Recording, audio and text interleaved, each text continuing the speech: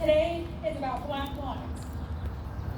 It's about it's a step as a community to acknowledge, empathize, and unify against racism and injustice. Luke 15 summarized, there are 100 sheep, but one goes missing. This wasn't even the part where I was supposed to cry.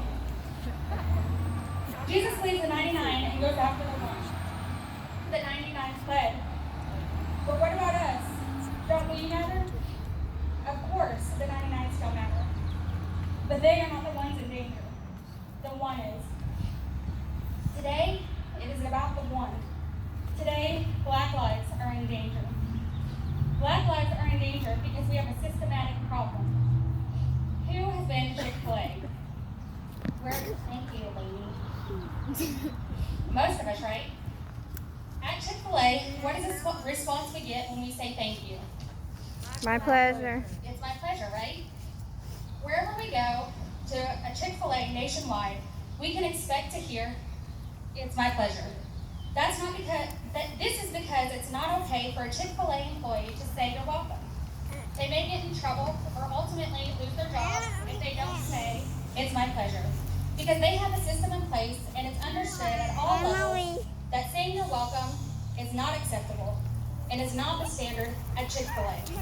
That had to come from the top, from not only the clerk supervisor, but their supervisor, all the way to the CEO. Chick-fil-A has a system in place and their workers must abide by that system. As a guest at Chick-fil-A, I would be shocked if I didn't hear, it's my pleasure. My friend's daughter, 9-year-old daughter, told me the other day that if you say, it's my pleasure before an employee, they give you a free ice cream cone. A 9-year-old knows the system in place at Chick-fil-A, and you better believe she is calling out employees that don't abide by the system in place. Now go with me to policing. Somewhere within the police system across America, someone has made it okay to say you're welcome. By police saying you're welcome, it's saying it's okay if I harass the black boy walking down the road. It's okay if I follow the black couple, even if they aren't doing anything wrong.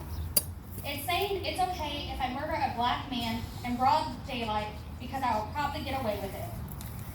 Police have been given the permission, if you will, because their boss, and his boss, etc., has made it okay to say you're welcome. There is not a system in place that has the standard that even a 9-year-old can comprehend. We should be able to call out police and other citizens when they are not treating black people right. There should be a system in place that does not allow injustice and racism. Today, it's about taking steps to raise our standards and to put systems in place to protect black lives. Right now, we are focused on Lonoke and making a change right here today. Today, change needs to be made for my black husband, EJ, my black daughter, Malia, my black daughter, Riley, my black daughter, Kylie, my black son, Trey, for your black family and friends.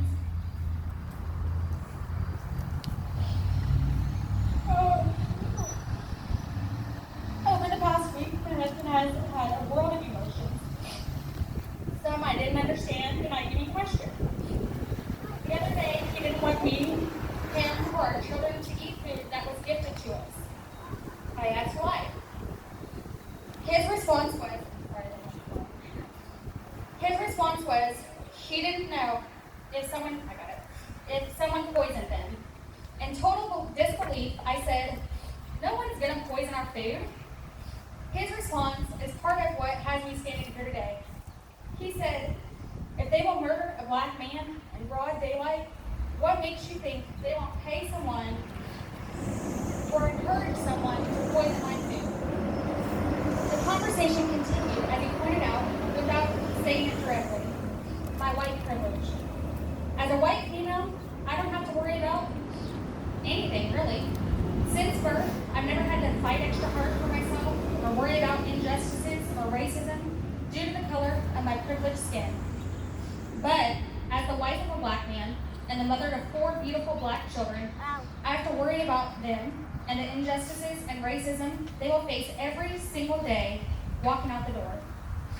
Black mothers, white mothers, Hispanic mothers, all mothers. Imagine having to worry about your child walking out the door to take a run, to drive their car, to go to the store. Imagine your child being on video with a man placing all of his force on their neck for 9 minutes while your child hollers your name, Mom. George Floyd's death is not in vain. Today I'm standing up as a white woman, wife, mom, sister, daughter, daughter-in-law, for all Black lives. Over this past week, we've been having conversations face-to-face, on the phone, via email, with leaders in our community. It's disappointing the lack of leadership and the lack of leaders being willing to take a stand for Black lives. Today, it's not about them. It's about you. It's about me, taking a stand for our Black lives here today in our community. How do we take a stand? Register to vote. Do your census. Be educated on voting issues. Ask questions of your local officials and what they're doing to fight injustice and racism. Continue to gather as a community, a family, to have tough conversations with an open mind and willingness to work together to overcome injustices and racism. Be willing, when you see someone treating someone bad, regardless of their skin color, to take a stand.